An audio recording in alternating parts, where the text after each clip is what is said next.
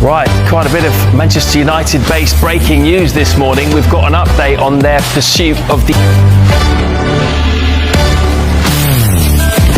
Hello everybody and welcome along to Transfer Talk. And we've got to start with Cole Palmer, Darren Ambrose. We know he's a Manchester United fan, chippy chips, etc.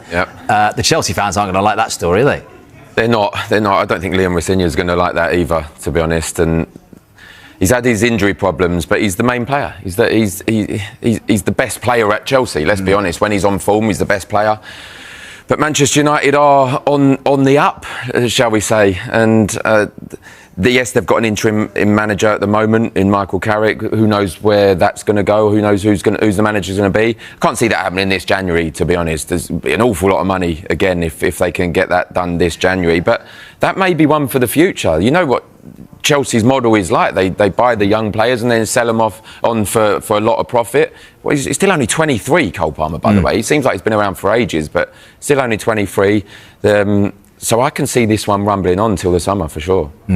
Pivotal to Chelsea, though, isn't he, in their future? And Rosenior, if he's to be there for anywhere near the length of his contract, is going to want to keep hold of Cole Palmer. Determine numbers in different ways, but we're going to have a look at them now on the screen. You'll just see some comparison between the three right now, and you see, look, Anderson's played a lot this season. The difference in successful passes is huge actually, but Anderson's stats just match up so heavily. Carlos Baleba hasn't had a great season. It's, I think, pretty fair and obvious for everybody to see. He was fantastic last season, struggled a little bit this season. And remember, there was talk in the summer about a link of Manchester United interested in Carlos Baleba. Adam Wharton's an interesting one. Crystal Palace remain resolute that he's one for the future for them. They want to build the team around him. But Steve Parish has also spoken recently about the fact he knows he's an ambitious young player and eventually at some point he'll want to play Champions League football. But he has a long contract at Crystal Palace.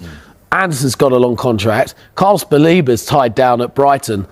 Whichever one you pick, it's going to cost a lot of money in the summer. Who's going to be the cheapest, do you think, of those three? For me, I would say the cheapest probably. I think you'd be able to get Adam Wharton for cheaper than the other two. I think because of what happened with Moises Caicedo at Brighton and the value they put on him and obviously the amount of money they recruit from Chelsea for that, I think they'll look at Carlos Baleba and go, well, hold on a minute, we see you as potentially being as good as Moises Caicedo, so we won't accept anything below, say, 100 million.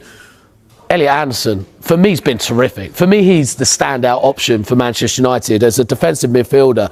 We've not just seen his impact at Nottingham Forest, we've seen his impact at England. And you mentioned about Kobbie Mainoo and the fact he was starting in that central midfield role before. Elliot Anderson's come in, perhaps surprising at the start when he came in.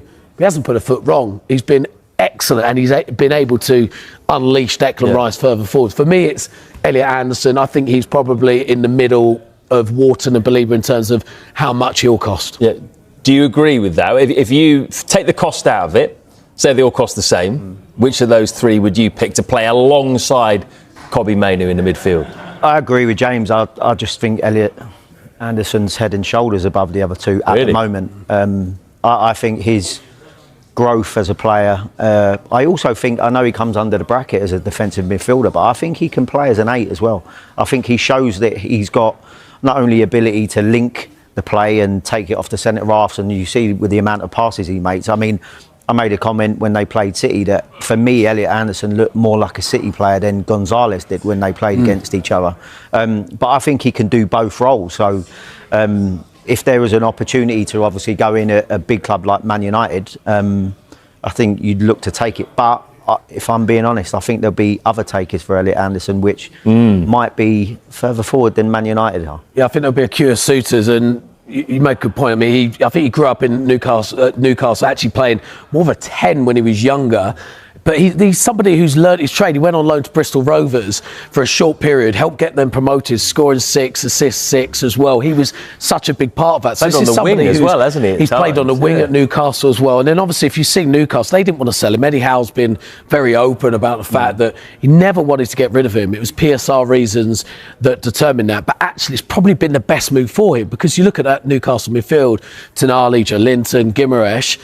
he might have struggled to get in there, which seems remarkable considering how well he's played. But I agree with Jody. I think Manchester United might be one suitor, but there'll be a whole host of suitors for Elliot Anderson. The only thing I would say is that probably the type of player, if you wanted him to play with Kobbie Mainoo, it might lean towards Belieber because he's a bit more of a breaker-upper. Right. And that could be a bit more in the mould of, say, a Casemiro, a younger version. But the form, like James said, I think his form's been really poor since the focus and spotlight has been on him. And some players can deal with that. And I have to say as well, I'm a fan of Adam Wharton's, and I think the higher level of team that he plays in, even though he's been playing in a hugely successful Palace team, I think you'll even get more from him because of the type of passes that he sees and the vision that he has in both feet.